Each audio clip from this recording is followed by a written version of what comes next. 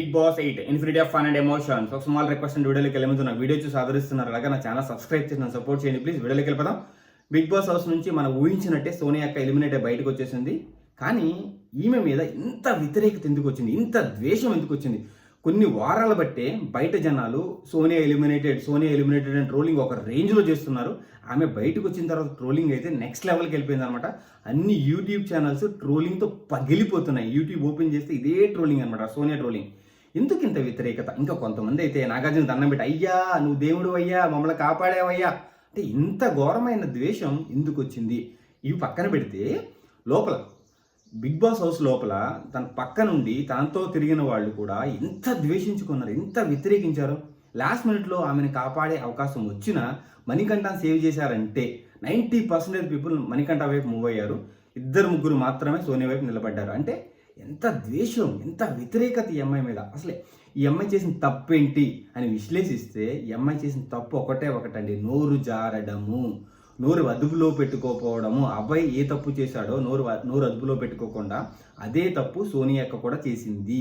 ఇంకొకటి పెద్ద తప్పు ఏంటంటే నిఖిల్ పృథ్వీ తన మాట వినలేదు అంటుంది, కానీ తనకి లొంగిపోయారన్న ఒక పాయింట్ ఆలోచించలేకపోతుంది. ఓకే, ఆ మీద ద్వేషం వస్తుంది, వ్యతిరేకత వస్తుంది, అందరూ నీ మాట వింటున్నారు అన్నప్పుడు నిఖిల్కి పృథ్వీకి చెప్పొచ్చు కదా, సపరేట్గా ఉండండి, ఎవరి గేమ్ వాళ్ళు ఆడుకుందాము. కానీ అక్కడ కూడా నువ్వు పాయింట్ రేజ్ చేస్తావు, మనం గ్రూప్గా ఆడాలి అని. అంటే నీ మనసులో మీ ముగ్గురు గ్రూప్ గాడి గెలవాలి, ఎందుకంటే వాళ్ళిద్దరూ ఈ మొత్తం హౌస్లోనే బలమైన ప్రత్యర్థులు, యుక్తిలోను శక్తిలోను చాలా బలమైన ప్రత్యర్థులు, వాళ్ళతో ఉంటే మనం టాప్ 5కి వెళ్ళవచ్చు అన్న ఒక కుట్రపూరితమైన ఆలోచనతో నువ్వు వాళ్ళిద్దరిని వాడుకొని గెలవాలనుకున్నావు. అది నిజంగా కనిపించింది.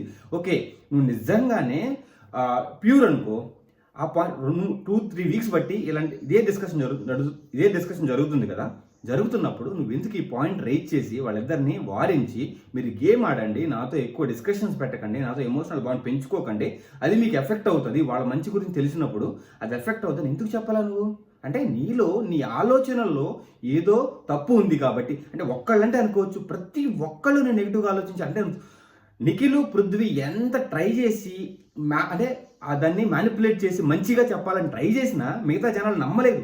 ఎంత చెప్పినా వాళ్ళిద్దరు ఎంత ట్రై చేసినా మిగతా జనాలు ఎవ్వరూ నమ్మలేదు, హౌస్ మేట్స్ నమ్మలేదు. ఎందుకు నమ్మలేదు నిన్ను అంటే 4 వీక్స్ బట్టి నిన్ను మేము చూస్తున్నాము, హౌస్ మేట్స్ క్లోజ్గా చూస్తున్నారు, నీ తప్పులన్నీ క్లియర్గా కనిపిస్తున్నాయి, పిక్చర్ టు పిక్చర్ కనిపిస్తున్నాయి. నువ్వు మాట్లాడే మీనింగు నీకు అర్థము ఎలా ఆలోచించి మాట్లాడుతున్నావో తెలియదు, కానీ దాని మీనింగ్ ఎలా అర్థం చేసుకొని మాట్లాడుతున్నావో తెలియదు, కానీ బయటకు మాత్రం రాంగ్గా పోర్ట్రేట్ అవుతుంది.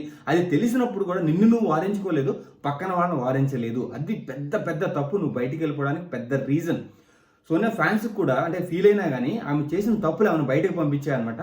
దీనివల్ల నిఖిల్ అండ్ పృథ్వీ కొంచెం ఈ ఎమోషనల్ బాండింగ్ నుంచి బయటకు వచ్చి గేమ్ ఆడతారు, టాప్ 5లో ఉంటారు, టాప్ 2లో ఉంటారు అని నేను ఆశిస్తున్నాను అనమాట. ఎందుకంటే వాళ్ళతో చాలా స్ట్రాంగ్ కంటెస్టెంట్స్. నబీల్తో వీళ్ళు ముగ్గురు అనమాట, నబీల్, పృథ్వీ అండ్ మన నిఖిల్ టాప్ 3లో ఉండాల్సిన క్యాండిడేట్స్. అంటే వీళ్ళ ముగ్గురు కొంచెం కుదురుగా ఉండి నోరు జారకుండా గేమ్ ఆడతారు, అదర్ అవకేషన్స్ లేకుండా అనుకుంటున్నా. బిగ్ బాస్ షో కొంచెం ఊపందుకుంటుంది ముందు సోనియా వెళ్ళిపోవడం వల్ల. ఒకవేళ సోనియా మళ్ళీ బ్యాక్ వస్తే సిచ్యువేషన్స్ ఎలా ఉంటాయో తర్వాత చూద్దాము.